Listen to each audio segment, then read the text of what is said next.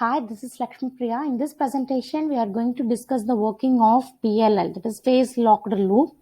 So phase locked loop is basically a closed loop system. So designed to lock the output frequency and phase to the input frequency and phase. So here we can see there are two signals with frequencies F1 and F2. If the frequencies of the two signals are different, it means so the phases between the signals changes, right? So here we have the different phases. So but if the frequencies are equal, so the phase difference between the signals are constant. So the PLL uses the same concept. The PLL circuit constantly adjusts the output frequency to match the input frequency. So thereby phase difference between the two signals are constant. This is the basic block diagram of PLL. So the phase locked loop contains 4 blocks, that is phase detector, low pass filter, error amplifier and voltage controlled oscillator.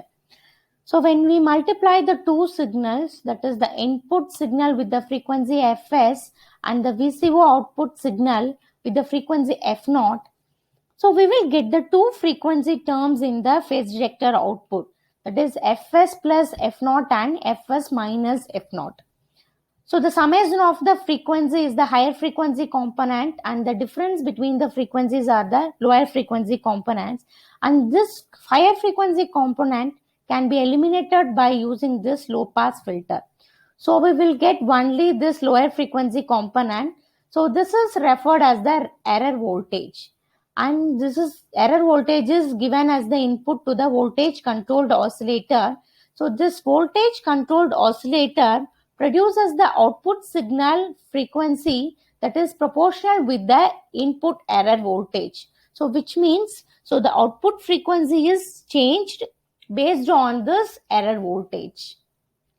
So both the output and input frequencies are compared and adjusted until the output frequency is equal to the input frequency.